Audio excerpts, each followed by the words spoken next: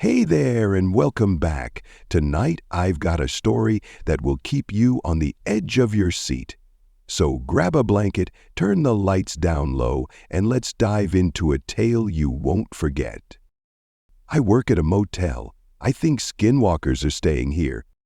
If you're ever driving down Route 106 in Michigan, and you see a sign for the Greenbrier Motel, you better just keep on driving, because there is something terribly wrong here, and the last thing I would want is for more people to die.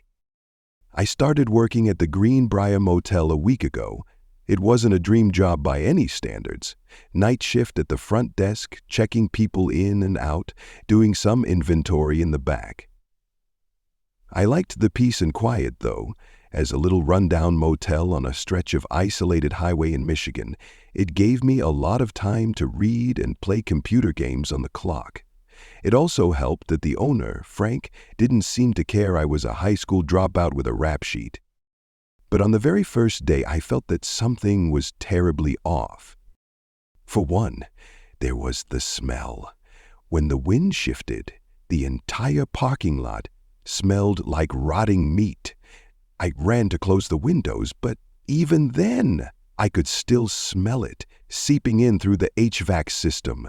The motel is surrounded by deep woods, so I figured maybe we were near the kill grounds of some animal, or maybe it was just the endless roadkill of deer and possums on the highway.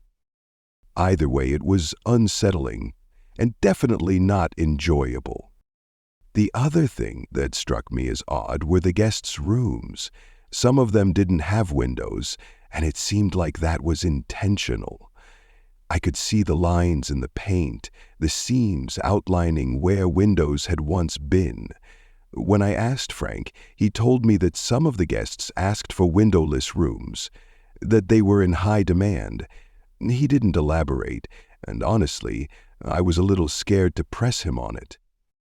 Things went from strange to downright creepy, however, as soon as Frank left. As I got set up at my desk, a woman walked into the room. She was in her 40s, maybe, with black hair and very pale skin. As soon as she stepped inside, she locked the door behind her. "Frank left, right?" she asked me. "Yeah," I replied. Who are you?" She introduced herself as Matilda.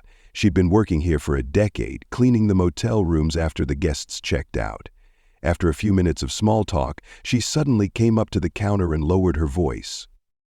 "I want to make sure you're safe around here," she said, glancing back towards the door nervously. "So I need you to listen to me, okay?" My heart dropped. Okay. "Whatever you do, don't ask questions. Just check people in, check them out, and mind your own business. And then you'll be fine." My stomach did a little flip. Okay, so it was that kind of motel. Illegal business of multiple kinds, probably, all being conducted under our dilapidated roof. What if the police come? Will I be arrested too?" She gave me a blank stare. "The police? Say they find evidence of illegal activity in one of the rooms. Will that get me in trouble? I already have shoplifting on my record and can't." She shook her head. "Don't worry about the police. Just don't ask questions, and don't make eye contact or look at their faces for too long."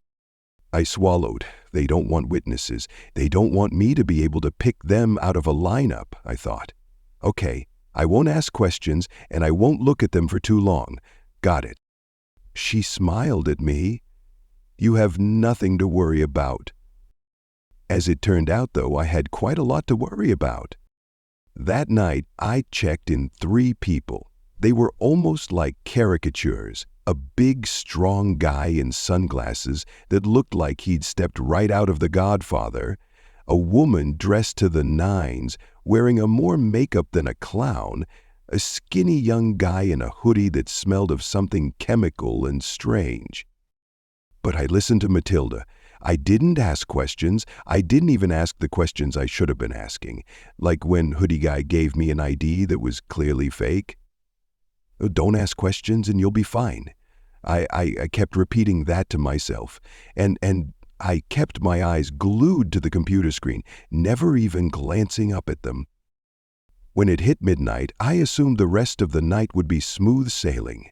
On this lonely stretch of highway, it was unlikely anyone else would check in. I pulled up Minesweeper and played some music on my phone. My peace and quiet, however, was interrupted by the door swinging open.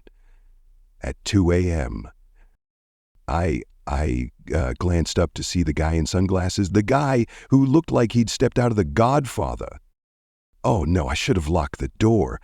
I swallowed and kept my eyes glued to the computer screen as he approached. Can I help you? I asked, watching him in my peripheral vision. Do you have any razors for purchase? I froze.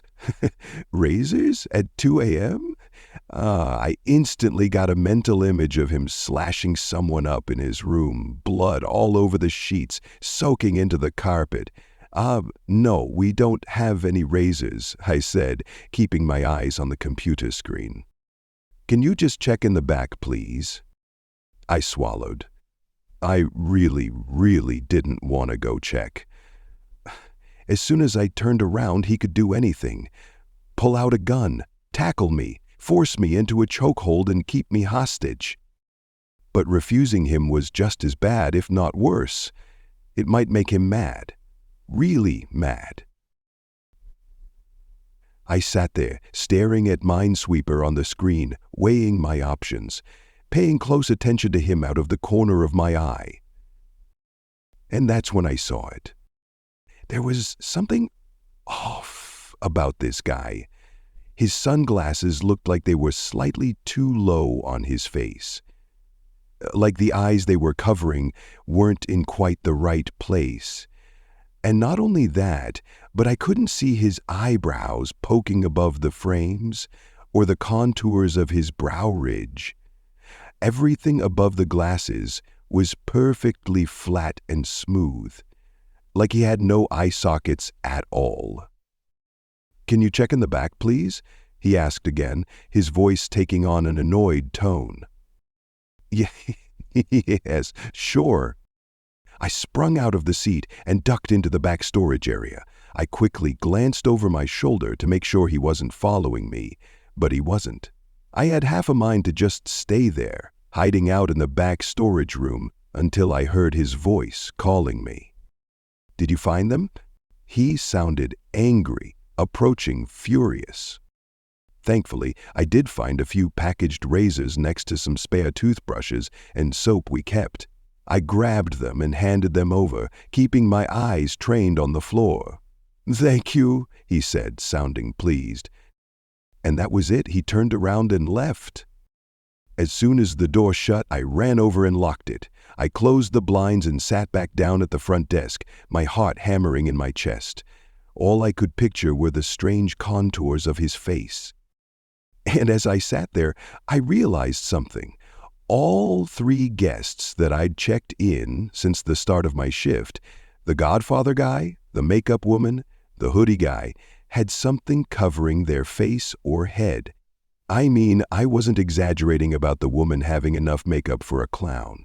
She was wearing foundation so thick that it cracked around the corners of her eyes and lips, and wore false eyelashes so long they gave the appearance of spider legs. And hoodie guy had kept his hood pulled so tightly over his head that his ears and hair weren't visible.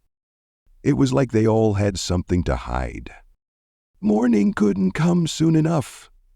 As soon as the day shift workers arrived, I got the hell out of there. I floored it back to my house and slept for a long time, my sleep plagued with nightmares of faceless people and spidery eyelashes. Then it was time to go back to the motel for night number 2. Thankfully, it was a quieter night. Although the vacancy sign glowed brightly in the darkness, no one checked in during my shift. They must have all come earlier during the day shift. I locked the door, sat down with a cup of coffee, and enjoyed getting some reading done in the quiet. Unfortunately, the quiet didn't last long. Around midnight, I heard a loud slam from outside. I threw my book down and ran over to the window. The door to room 16 was wide open. I looked around. Nobody appeared to be outside. The parking lot and the sidewalk were empty. The room itself was dark. None of the lights were on. I walked over to the computer and looked up the room. To my surprise, no one had booked it for tonight. Should I go out and close the door? I hesitated. It was late. There was no one around except for the occasional passing car. If someone had broken into that room and then attacked me, there would be no one to hear me scream. So I kept the door locked tight and accessed the security camera feed instead. As I rewound it, I saw what happened. The door had opened, and then a woman had walked out of it. I couldn't see her face, just her long, dark hair. She then disappeared into room 22. I checked room 22 on the computer and saw it was booked to a woman named Cassandra Johnson. I frowned. Looked like Cassandra might be going into our vacant rooms and possibly stealing stuff. Matilda must have forgotten to lock up the room after she cleaned it. I sighed, opened the door, and began walking towards the open room. I thought of knocking on room 22, but then thought better of it. Keep your nose out of other people's business. I'd just lock up room 16 and go back to the lobby like a good little employee. I walked towards the open room. But as soon as I got close, a horrible smell wafted out of the room, like something rotting, decaying. My stomach turned. What did Cassandra do in there? Throw up? Stash all her garbage in there? I reached into the darkness of the room. Bracing myself, I flicked on the light. The room looked normal. The bed was made, the carpet was clean, but the smell had only intensified. I pinched my nose as I glanced around, starting to feel nauseous. And then I saw it. There was something on the carpet, just barely poking out from the other side of the bed. What is that? It was tan and folded over itself, like a beige sheet or pillowcase had been bunched up on the other side, but all our sheets were white. I stepped into the room, my heart pounding in my chest. "Hello?" I called out. Nothing. The smell got even worse as I approached the bed. Nausea washed over me. I forced myself to keep going, pinching my nose, swallowing down the urge to throw up. I peered over the side of the bed and froze. There was a pile of beige, slightly translucent material folded over itself on the other side, but I instantly recognized certain shapes attached to it. Awfully familiar shapes, like 5 fingers, resembling a glove made of skin, poking out from under one of the folds. It looked like someone had shed their skin. I stepped back, my legs shaking underneath me. No, there's no way. It can't be. I backed away towards the door, my throat dry, because it didn't make sense. It didn't even make sense with the horrible crime. There wasn't any blood on it. It hadn't been cut off someone. It was like a snakeskin, clean and perfect, holding the shape of its wearer like a ghost. I ran out of the room and saw, walking towards me down the sidewalk, the woman from room 22.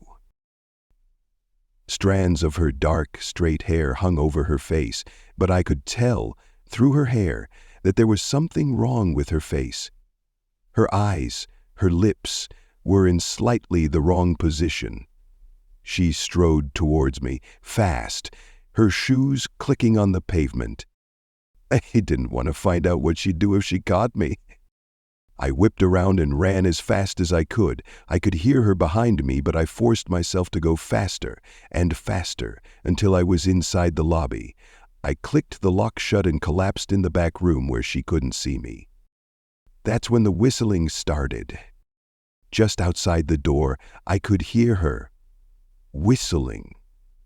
The source of the sound shifted as she circled the lobby area, looking for a way in. I heard it at the door, then at the back, then through the side windows, then back at the front door. This went on for an hour. Finally, the whistling faded. But I didn't move. I stayed there, huddled in the back storage room, until dawn broke. As soon as the day shift arrived, I booked it out of there as fast as I could. I wanted to quit. With everything I am, I wanted to just walk away. But I needed the money. I already knew how hard it was finding a job with a rap sheet. It was either go back to the job or face eviction. So I went back. When I got on shift, though, I pulled Matilda aside and told her what I'd seen. I asked her again and again if my life was in danger, asked her what the hell was going on here, if other people were in danger too. I promise you, as long as you mind your own business, you'll be safe. So that's what I did. I minded my own business. And for the next few days, nothing of note happened. Sure, there were a few people who checked in that were wearing hats or sunglasses or extra makeup, but I just tried to avoid eye contact with them, tried to keep my head down and my nose out of other people's business. But then came the night of November 14. It was raining that night. The rain came down in sheets, and every so often I heard a peal of thunder shake the windows. I wasn't expecting anyone to come in that night, as I hadn't seen that many cars driving by on the highway. The rain seemed to keep everybody in. But then I heard a knock. When I looked up, I saw a man staring in the window. A chill ran down my spine. He was wearing a hoodie that hid his head and kept his face mostly in shadow, and he was rather aggressively banging on the window like he was in a hurry. I grabbed the mace I kept under the counter and slipped it into my pocket. Then I approached the window. "Do you have any vacancies?" he asked in a low voice, barely audible above the pounding rain. The vacancy sign glowed brightly behind him. There's no way he could have missed it. "Yeah, come on in," I said, unlocking the door with one hand and gripping the mace in my pocket with the other. He stepped inside. Rain dripped off his jacket and onto the floor. I barely glanced at him, turning around and walking back around the counter. Then I sat down at the computer, keeping my eyes fixed on the screen. In my peripheral vision, I could see him, leaning over the counter, his face only about a foot or two from mine, so close that I could smell the stale mothball odor coming off his clothes, so close I could hear drops of water plopping onto the counter from his sleeve. "Can you go faster?" he asked, his voice raspy in his throat. "Sorry, sir. I'm going fast as I can," I replied, my heart starting to pound. "It's an old computer." My fingers slipped on the mouse as I rushed to click the buttons. "I don't have all day," he growled, looming even closer to me. I wanted to look at him. My eyes were itching to glance up at the man that was 6 inches from my face. But I forced myself to stare at the screen. Whatever the hell was going on here, I was not going to be a witness. I was not going to look up and find myself face to face with a Smith & Wesson. "Your name?" I asked. As soon as the words came out of my mouth, I froze. I needed a name to book the room, that's all. But maybe he wouldn't see it that way. Maybe I wasn't supposed to ask for names. Maybe that was part of Frank's understanding with certain guests. Thankfully, nothing happened. After a second of hesitation, he replied, "Daniel Jones." The name struck me as fake, common first name, common last name. But who even cared at this point? I typed his name into the system and completed the booking process. He paid for the room in cash, which was another unnerving detail, but I tried not to worry about it. I turned my back and took a key off the hook. "Room 7, I said, handing it to him. He thanked me and then waited by the door. I waited for a minute, then 2, but he didn't leave. "Do you need something?" I asked, careful not to make eye contact. "Can you escort me to my room?" Oh, hell no. There was no way I could go out there, in the middle of the night, with this creepy guy. That was like a death sentence. I glanced out the window and spotted his car, a beat-up sedan, in one of the nearby parking spaces. The murder scenario played out in my head. Shoves me into the hotel room, kills me, sticks my body in the trunk, throws it in the middle of the woods. Or maybe worse, maybe my skin would end up crumpled on the floor of one of the rooms. Maybe he'd take my form or turn me into something that sheds its skin, like a snake, that has eyes too low on its face, or no eye sockets at all. And the longer I looked at him, in the corner of my eye, the more I noticed how unsavory he looked. There were smears of dirt on his sleeves and on the hem of his pants. "Like he's been digging a grave," the voice in my head added. His face, half hidden in shadow, was sunken and gaunt. His jaw was covered in gray stubble, and his teeth were a horrible shade of grayish yellow. Can't you just go yourself? I have something that I need to do here. My boss is going to be mad." "You can take 2 minutes to walk me to my room, damn it." I sat there in stunned silence. He sounded furious. My heart pounded in my ears. "Okay," I said finally. My fingers curled around the mace in my pocket, and then I joined him by the door. "I'll walk you to your room." He didn't thank me. He just grabbed the door and swung it open, nearly letting it swing back in my face. I stepped out into the pouring rain with him. The parking lot was a lake, and our feet sloshed loudly through the water. The cold water seeped through my sneakers, and I shivered. I followed the man to his car, staying a good 15 feet away. He popped the trunk, and I held my breath, but thankfully there was only a duffel bag inside. He hoisted it on his shoulder and started for room 7. I followed him at a distance, staying several feet away, watching him fidget with the key. "You got a lot of other people staying here right now?" he asked as he slid the key into the lock. "Some," I replied.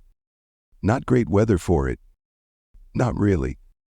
The storm's supposed to clear tomorrow. It'll be good weather then." "Wow, this is taking a while," I thought to myself.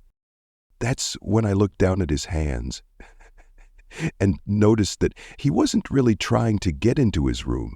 He was just inserting the key, pausing, and then pulling it out, over and over again. He was stalling for time. He was keeping me here on purpose. I looked up from his hands, just in time to see him staring at me. His blue eyes were intense, studying me. I wanted to run away. Every inch of me was screaming to get out of there. But the guy had 6 inches on me and was really thin. He'd probably catch me in seconds. I was never much of a runner. I slipped my hand in my pocket, curling my fingers around the mace. "Do you need help getting into your room?" I asked. He shook his head. "I'm going to go back to the front desk," I said, taking a step back. As soon as I said that, he froze. His eyes widened as he stared at me. Slowly, he shook his head, his lips stretching into a grimace that revealed his yellowed teeth. "Don't go," he growled, his voice barely audible above the rain. "Stay exactly where you are." I leapt into action. I whipped the mace out of my pocket and held it in front of me, pointing it right at him. "Don't get any closer." My finger hovered over the trigger, and then I heard it. Someone was whistling. Behind me, somewhere in the rain, the song cut through the pattering raindrops like a knife. It was the same eerie tune that woman had whistled a few days ago. "I'm sorry," the man said quietly, his blue eyes locked on mine, "but I needed bait." I stared at him. My brain couldn't even process what he was saying. Bait? I took a stumbling step back. The whistling grew louder. I whipped around. Through the rain, I could see someone walking through the parking lot, barely lit by the flickering street lamp. The mace fell from my hands and clattered to the ground. Then I turned and ran as fast as I could towards the lobby. The whistling stopped, and then I could hear loud, splashing footsteps growing louder with every second behind me.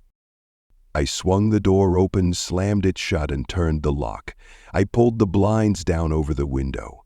Panting, I parted them with my fingertips and peered out into the night. There was a woman standing in the parking lot.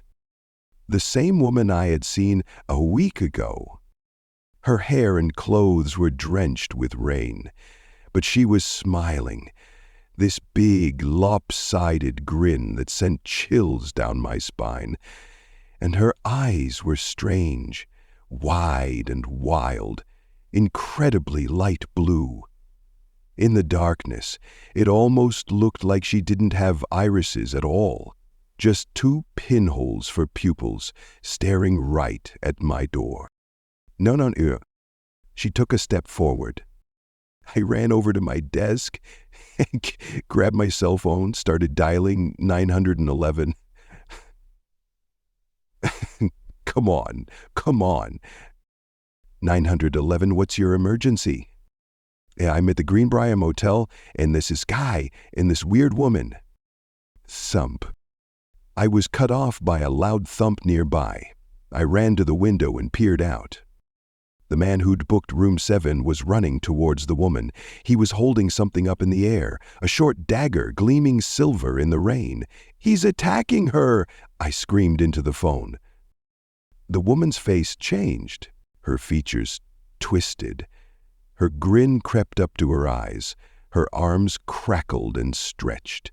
She blinked, and her eyes turned pure white. Her body twisted unnaturally at the waist so that she was facing the man. With fast, jolted movements, she leapt at him. Within seconds, he was dead. She stood on all fours above him, her knees bent the wrong way, her fingers far too long. With another horrible crackling sound, her neck stretched out 2 feet long, twisting and serpentining. And then she looked at me. I leapt away from the window with a scream. "What's happening?" the operator asked me. "Sir, please tell me what's happening." I opened my mouth, tried to speak, but only a squeaking sound came out. By the time I made it back over to the window, the woman was standing there, looking down at her kill. She looked normal. Then she stepped over his body and walked towards the rooms. To my horror, she pulled out a key and opened room 22. Then she disappeared inside. The police arrived a few minutes later. In strings of gibberish, I begged them to check room 22, that something horrible was lurking inside. But then they knocked on the door. A completely normal-looking woman opened it.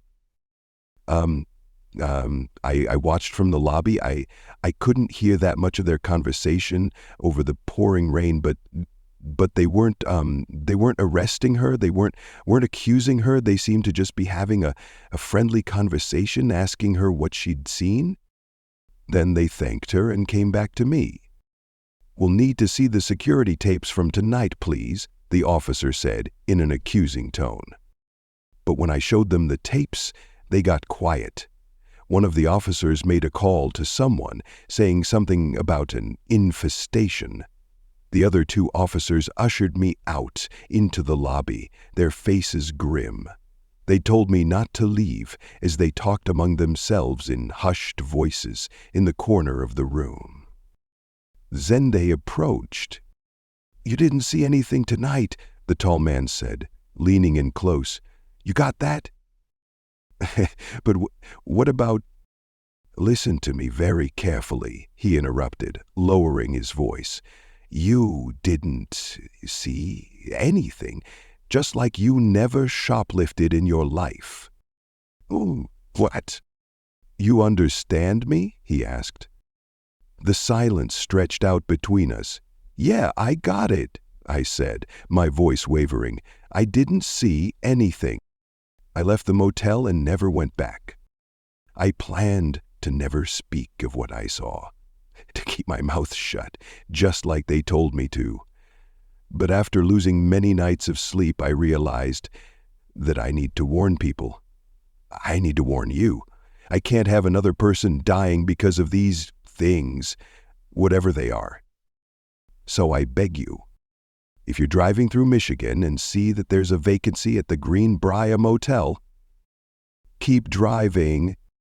That's the end of the story. If you have hooked up till here, then hit like button and comment down your views. Also, if you haven't subscribed yet, then do support me by subscribing, so you may not miss any video in future.